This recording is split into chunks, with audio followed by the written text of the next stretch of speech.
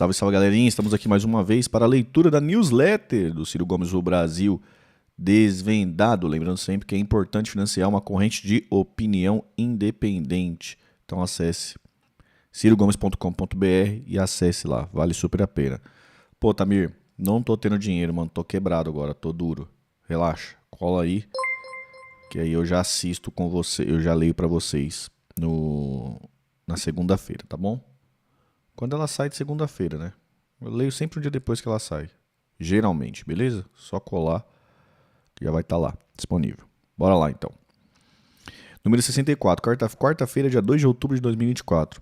Começo essa edição com um pedido de desculpas a vocês, meus caros assinantes. As tensões e tarefas desta resta final de campanha política me fizeram atrasar o nosso encontro semanal. Relaxa, Ciro, te entendo. Editorial. Mais uma vez, uma retaliação inicialmente contida do Irã contra Israel fez a humanidade conter a respiração, temendo os desdobramentos desta grave crise no Oriente Médio. Sem dúvida, o conflito original contra o Hamas na faixa de Gaza vai se espalhando e já se trata de um conflito regional com forte potencial de acender um pavio global. Neste momento, tanto o território do Líbano quanto o Iêmen e o da Síria já são alcançados pelas hostilidades de Israel. Até o momento em que escrevo, Rússia e China se mantêm silentes. Os norte-americanos estão sendo levados a reboque da audácia oportunista de Benjamin Netanyahu, enquanto sua liderança fragilizada e submissa ao lobby do sionismo faz de conta que tem qualquer ascendência sobre o governo genocida do carniceiro de Tel Aviv. O recrudescimento deste e de outros conflitos pelo mundo afora acontece poucos dias após Lula fazer uma fala abrindo a Assembleia da ONU e expôs com grave tintas o acolhimento político do Brasil no mundo e, mais doidamente, aqui mesmo em nosso continente. E expõe com graves tintas o encolhimento político do Brasil e no mundo. E, mais doidamente, aqui mesmo em nosso continente. O Brasil no mundo. Nossa, eu li mal isso aqui, né? Foi mal. Lê de novo essa parte aqui, ó. O recrudescimento deste e de outros conflitos pelo mundo afora acontece poucos dias após o Lula fazer uma fala abrindo a Assembleia da ONU e expõe com grave tintas o encolhimento político do Brasil no mundo e, mais doidamente, aqui mesmo, em nosso continente. Se espremermos o discurso, sobram truísmos, ou seja, aquelas obviedades que todos sabemos e que sobram ainda mais contradições gravíssimas entre suas palavras e sua prática. Entre o que prega para o mundo em sua pouco modesta autorreferência e o que pratica aqui dentro. Só que o mundo inteiro já parece ter percebido isso, de que o Brasil tem um demagogo boquirroto em sua liderança. 3 blocos de valores foram defendidos por Lula na ONU. A necessidade de uma refundação do próprio sistema das Nações Unidas, o fracasso da humanidade no enfrentamento da questão climática e a paz mundial com foco na guerra na Ucrânia. De propósito, de novo, esqueceu nossa vizinhança, onde sua promiscuidade com as empreiteiras, aqui e na Venezuela, faz dele presa fácil do ditador Maduro. O recorde de incêndios cuja consequência alcançam até 80% de nosso território continental apanhou seu governo com um orçamento 16% menor do que o orçamento de 2023, proposto pelo seu antecessor, e rigorosamente nenhuma inovação institucional. Assim, São Paulo figurou como o pior lugar do mundo para se respirar e a Amazônia passa a ser, pela primeira vez na história, a maior emissora de gases do efeito estufa, ou seja, 2 dos nossos maiores orgulhos transformaram-se em grandes vilões do aquecimento global. Lula se acostumou a viver cercado de bajuladores de 5º nível dispostos a aplaudir toda asneira que disser ou fizer, mas a comunidade internacional parece ter cansado de seu teatro de mau gosto. Palavras duras, hein? Jogatina criminosa, governo cúmplice. Essa newsletter tem tentado, desde o começo, de mais esta irresponsabilidade de nossos governantes, advertir sobre a tragédia social em que se transformou a legalização da jogatina através da internet. Nossa voz foi meio solitária no início, mas parece que agora o vulto do problema e seu impacto nas finanças populares estão chamando a atenção de mais pessoas.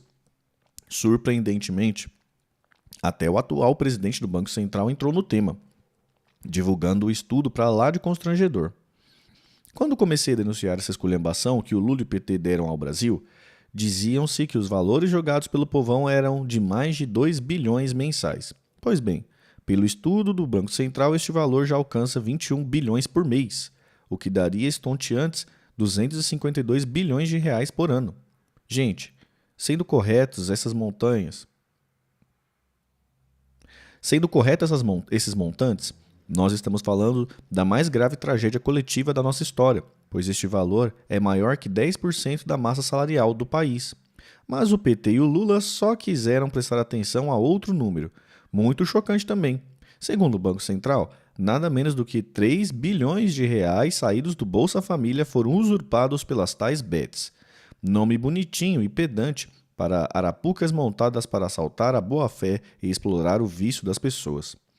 Agora o debate, em uma reação típica de Lula e o PT, é o que fazer para proibir os beneficiários do Bolsa Família de gastarem seu pobre dinheirinho na jogatina. Reparem, não é proibir o absurdo, nem criminalizar os picaretas que exploram nosso povo. É simplesmente controlar as pessoas que recebem essa partícula de política social compensatória. A propósito, Lula e o PT já tinham permitido anteriormente o crime de os beneficiários do Bolsa Família entregarem até 30% de seus ganhos para os bancos, através da grande canalice de autorizar crédito consignado nesses valores. Contra isso, nunca ninguém viu um único estudo do Banco Central, nem protesto na FEBABRAM. Haddad, o grande responsável pela regulamentação frouxa e criminosa que nos produziu esse terrível quadro de degradação, também deu sua queixadinha, como se não tivesse nada a ver com o monstro que sua ânsia arrecadatória pariu. Anunciou uma providência. Vai proteger o mercado para as empresas a quem ele entregou esta mina de ouro, mandando a Anatel tirar do ar todas as demais 500 empresas que não se registraram. Entenderam? Ao invés de tentar corrigir a imensa bobagem que fizeram, o que eles conseguem com essa providência é criar uma reserva de mercado para as bets amigas. O Brasil está ferrado. Aqui embaixo você pode ver a capa dos dois mais importantes portais da imprensa brasileira, o UOL, do Grupo Folha de São Paulo, e o Globo. Imaginem o que ocorre por debaixo dos panos. Né não, dona Gleisi Hoffmann? Olha o esporte da sorte aí. Que bet é esse aqui? Eita, bet. Abdal, sei lá que bet é essa. Oriente Médio. Contenção já. O Irã disparou cerca de 200 mísseis ou assemelhados em direção ao território de Israel, mas, sobretudo, sobre Tel Aviv. Parece muito com a forma com que o regime dos ayatolás agiu em abril passado e a mensagem pareceu clara na data. O Irã não quer entrar num confronto direto com Israel. De novo, como daquela vez, quem informou os israelitas do ataque com folgada antecedência foram os norte-americanos. Não é exótico que os próprios iranianos tenham informado aos americanos num esforço de evitar o confronto total. A história dirá. O que vai ficando muito claro, portanto, é que Benjamin Netanyahu é quem tem feito tudo o que pode no sentido de eternizar o conflito. E, mais, de espalhá-lo até alcançar o Irã. As razões de Netanyahu são claras. Ele precisa dessa guerra para evitar o fim de sua carreira e a cadeia, seja por seus crimes de corrupção, seja pelos inúmeros crimes de guerra e prática genocida. Mas o quadro de deterioração na região tem contribuído para que a audácia de Netanyahu não encontre limites. A Síria, destruída por uma guerra civil, está recebendo por esses dias mais de 100 mil refugiados libaneses. O Líbano desgovernado virou acampamento de forças que não se comunicam entre si, nem devem hierarquia a ninguém. É o caso do Hezbollah, que até aqui não revela ter mesmo as forças que sua propaganda pregoava ter. A faixa de Gaza segue sendo o teatro mais covarde e sangrento de todos. Diante de tudo isso, o que se vê é a impotência dos Estados Unidos em fazer prevalecer alguma racionalidade e contenção da parte de seus aliados automáticos na região, o Estado de Israel. Netanyahu sabe disso, farejou a fraqueza de Joe Biden e sabe que seu lobby no establishment norte-americano resolve cegamente qualquer parada em seu favor. Parecia Hitler falando na ONU. E a Europa? Sumiu e perdeu a relevância. China? Omite-se de qualquer papel mesmo numa retórica de contenção. Rússia? A distração no Oriente Médio dá a Putin um fôlego nas pressões pela Ucrânia. Que momento constrangedor para a humanidade. Fundo do poço, rendição vergonhosa. Em um de seus convescotes em Nova York, Lula, nosso presidente, foi ao encontro de um grupo de agências de risco. Você sabe, o mercado gerou uma espécie de empresa cujo produto é auditar balanços de empresas ou países e vender seus palpites assim chamados a investidores. A agência Moody's dá ao Brasil a classificação Ba1. Este índice mantém o Brasil fora ainda do que eles chamam de jargão do mercado de grau de investimento. Na prática é o seguinte, se um país não tem o status de investment grade, ele então paga mais caro para se financiar no mercado. A suposição é de que quanto maior o risco, maiores os juros para compensar, em tese, esse risco maior. A picaretagem aqui também é o pau que rola. O que eu quero protestar é que o aviltamento da autoridade da presidência da República do Brasil. Nunca antes na história desse país um presidente se deixou submeter a um encontro com a infantaria do sistema financeiro internacional. Useira e vezeira em submeter nações aos seus caprichos e 100% propagadoras da ideologia dominante do qual o capital financeiro, do grande capital financeiro internacional.